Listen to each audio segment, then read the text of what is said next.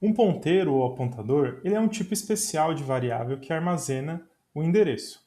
Nesse nosso exemplo aqui, nós temos a variável p, que ela é do tipo ponteiro.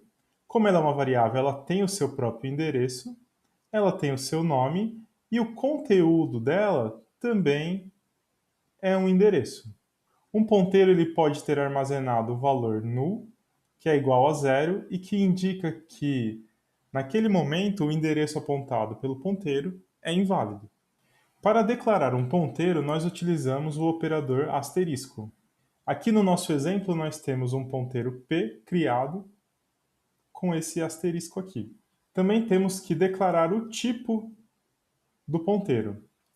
O tipo do ponteiro indica para quais variáveis aquele ponteiro pode apontar. Então, no nosso exemplo aqui, esse tipo é int, significa que esse ponteiro ele vai poder armazenar endereços de variáveis do tipo int. Sempre que um ponteiro aponta para uma variável, nós vamos dizer que p aponta para i. Nesse caso aqui, temos declarado uma variável char, chamada de i, e um ponteiro p que é do mesmo tipo da variável que ele vai apontar. Então, ele vai apontar para variáveis do tipo char. E olha aqui, tem o asterisco para indicar que esse é um ponteiro.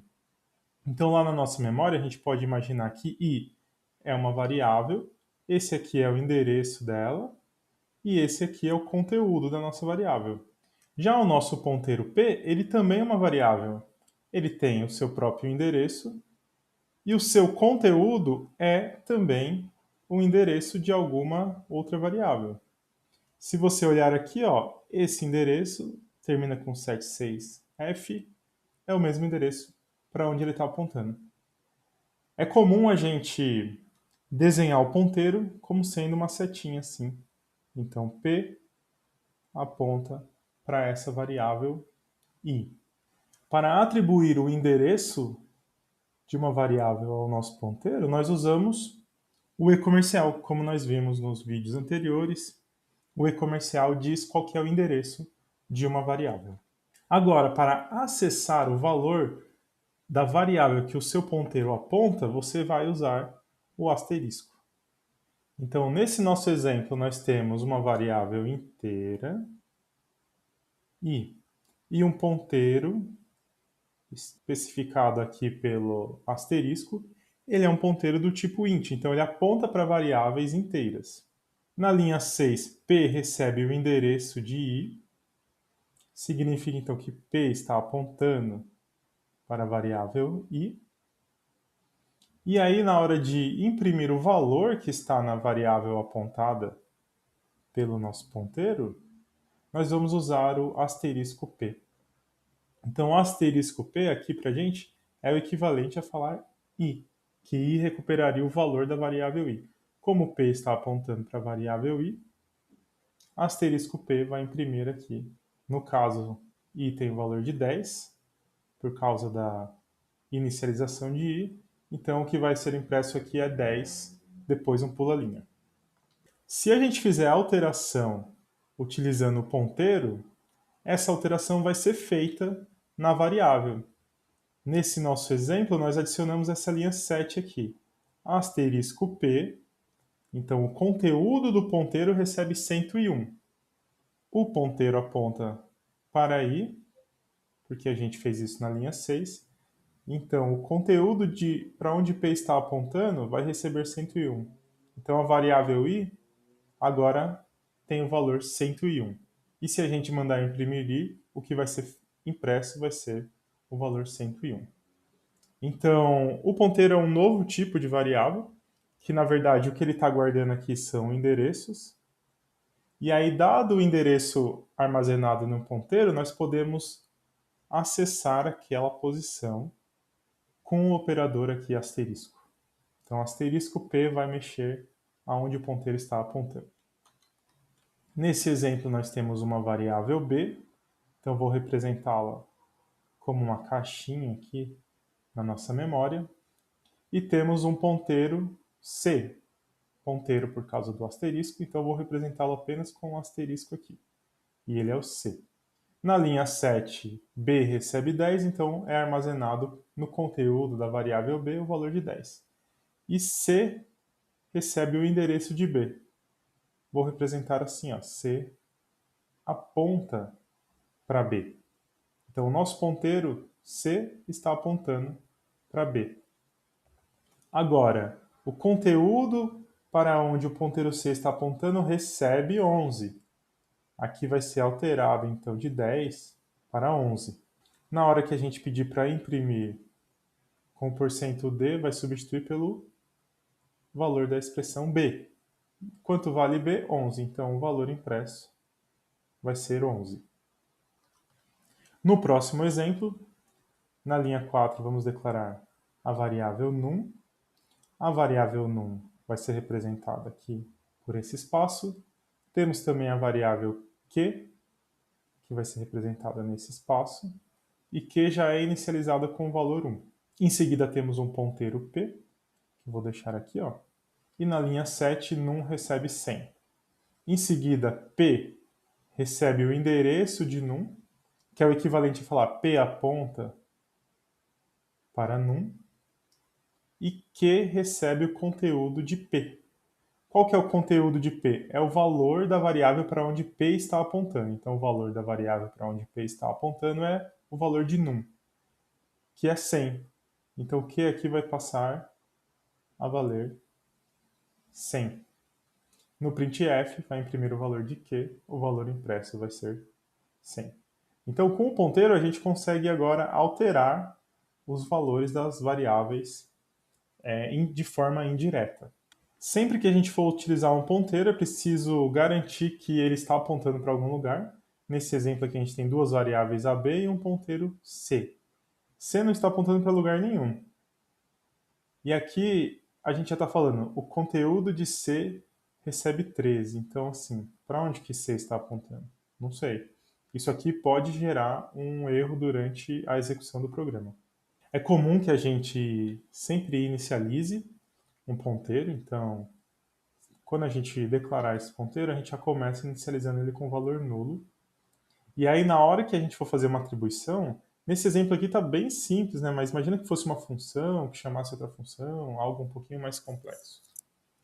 Na hora que a gente for fazer essa atribuição, é comum que a gente pergunte: o ponteiro ele está apontando para algum lugar? Ou seja, ele não é nulo? Em algum momento ele foi usado para apontar para alguma variável?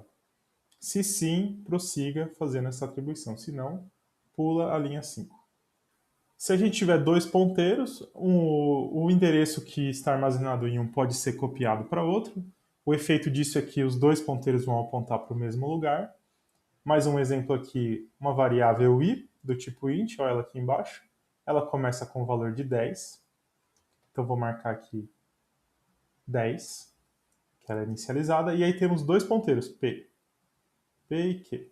Inicialmente, eles estão apontando para nulo, que é o jeito certo de inicializar um ponteiro. Na primeira linha, P recebe o endereço de I. Então, é isso aqui que a gente está fazendo. Ó. P aponta para I. Na segunda linha, Q recebe P. Vamos pensar, se I tem o endereço 1012, P, aqui dentro dele, vai ter o endereço 1012. No momento que a linha 7 é executada, Q recebe P. O que Q vai receber? Vai receber o valor que está armazenado aqui dentro, que é 1012. E isso é a mesma coisa que dizer que Q aponta para o mesmo lugar de P. E aí, finalmente, o conteúdo de Q, onde Q está apontando para onde? Q está apontando para cá. Qual que é o conteúdo dele? Vai receber 101. Então, o valor da variável i agora vai mudar para 101. Vocês viram? Foi uma forma bem indireta, porque primeiro a gente tinha a variável i que começou com 10, depois p apontou para i, e aí no final q apontou para onde p estava apontando, e finalmente eu alterei usando q o valor de i. Todo mundo agora está apontando para o mesmo lugar, e esse lugar tem o valor 101. Um cuidado que a gente deve tomar é na hora de declarar mais de um ponteiro. Se você fizer desse jeito que está aqui embaixo, ó, asterisco AP1, aí depois vírgula, vírgula, só o primeiro aqui vai ser um ponteiro, tá? Só esse aqui vai ser um ponteiro. Os outros vão ser o quê? Vão ser um int. Então esse aqui é um inteiro, esse aqui é um inteiro também. Se você for declarar os ponteiros na mesma linha, você tem que fazer vírgula e colocar de novo o asterisco aqui. Aí isso é uma questão da linguagem mesmo. Se você fizer só desse jeito aqui, colocando o asterisco, achando que ele vai ser aplicado a todo mundo, vai dar errado. Vamos ver mais um exemplo, o exemplo 3. Nesse exemplo, a gente tem uma variável c. Então é sempre bom, nesse comecinho, a gente desenhar as coisas para poder enxergar o que está acontecendo. E temos um ponteiro p. Esse ponteiro ele pode apontar para variáveis do tipo char. Na linha 5p recebe o endereço de c. Vou colocar aqui uma caixinha para a gente ver o valor de p, né? Então suponha que o valor de c está lá na casa 3, 5, 2, 1. Aqui a gente vai armazenar o valor 3, 5, 2, 1, que a gente representa como essa setinha aqui. P aponta para C. Logo em seguida, C recebe o valor de A, que é um caractere. Então temos aqui o printf. Primeiro ele vai imprimir o quê? Ele vai imprimir o endereço de C. No nosso caso ali, o endereço de C é 3, 5, vou colocar aqui, 3, 5, 2, 1. É fictício esse endereço, porque em cada computador vai ser de um jeito, assim como a gente viu no último vídeo. E depois vai falar qual que é o valor de C. O valor de C é A. No próximo printf, a gente vai imprimir aqui o endereço de P. Então suponha que o P está lá na posição 6, 1, 1, 2. Então eu vou colocar aqui 6, 1, 1, 2. Depois ele vai imprimir o valor que está em P, né? Quem que é o valor que está em P? É o 3, 5, 2, 1, que é o endereço para onde ele está apontando. E por último, o conteúdo de P. E olha lá, na hora de imprimir o conteúdo eu uso %C, porque ele aponta para um tipo de caractere, então eu vou imprimir o conteúdo, que é A. A gente sempre vai lá no ponteiro e fala para onde ele está apontando? Para essa posição da memória, 3, 5, 2, 1. Qual que é o conteúdo? É A. Então o conteúdo é A. Em seguida, nós vamos alterar o conteúdo lá diretamente na variável C por uma barra. Então aqui vai ser alterado para uma barra. Mais uma vez, na hora de imprimir o endereço de C, o endereço continua o mesmo, porque quando a gente altera o conteúdo de uma variável, ela não muda de lugar. Então aqui o endereço, né? E depois o conteúdo. Agora o conteúdo foi alterado para a barra. No próximo printf, vamos imprimir o endereço de P. O endereço de P não mudou, continua sendo o mesmo. 6112. Depois vamos imprimir para onde que ele está apontando, então qual que é o valor dele. Também não muda. 3521. E qual que é o conteúdo lá de onde ele está apontando? Bom, o conteúdo mudou para barra. Por último, nós vamos fazer uma alteração indireta, vai armazenar z. Então, aonde P está apontando? É aqui. Esse lugar agora vai armazenar o valor de z. Tá, eu estou colocando fora aqui, mas só para a gente não ter o trabalho de apagar. E aí, mais uma vez, o endereço de C não muda, vai ser o mesmo. O conteúdo mudou. O conteúdo é z. O endereço do ponteiro não mudou, continuou o mesmo. O endereço da variável para onde ele está apontando não mudou, mas o conteúdo mudou. Então, tentem executar esse código aí na máquina de vocês para ver como que funciona exatamente essa questão do endereço e do conteúdo. Temos aqui mais um exemplo. Nesse exemplo, a gente vai usar mais de um ponteiro. Então, vamos começar desenhando a nossa variável A, que foi declarada. Depois temos a variável B, foi declarada também. E aí temos o ponteiro 1. Eu vou escrever como P1 aqui. E depois temos o P2. P1 vai apontar para A. P2 vai apontar para B. A vai receber o valor de 1. O conteúdo do ponteiro 1. Qual que é o conteúdo do ponteiro 1? É esse aqui. Essa posição aqui é 1. A variável para onde P1 está apontando vai receber mais 1. Então, o 1 aqui vai valer 2. Vai passar para 2. Então, de forma indireta, isso aqui é como se a gente tivesse feito A mais mais. Já na próxima linha, na linha 10, B vai receber A, que é 2, mais o conteúdo do ponteiro 1, que é 2 também. Então, B vai receber 4. Traduzindo, é como se a gente tivesse feito aqui, B recebe A mais A. E no final, o ponteiro, vamos usar aqui o ponteiro 2, o conteúdo do ponteiro 2. Então, o ponteiro 2 está aqui no B. Vai receber o conteúdo do ponteiro 1. Quanto que é o conteúdo do ponteiro 1? É 2. Vezes o conteúdo do ponteiro 2, que é 4. Então, o valor dessa expressão aqui é 8. Para onde que vai o 8? Para onde P2 está apontando. Então, aqui 4 vai passar a ser 8. Então, no final, a gente vai imprimir o valor de A, que é 2, o valor de B, que é 8, o valor do ponteiro 1, que é o mesmo que A, e o do ponteiro 2, que é o mesmo que B. Então é isso, pessoal. Dúvidas, escrevam no fórum de dúvidas ou nos comentários aqui do vídeo.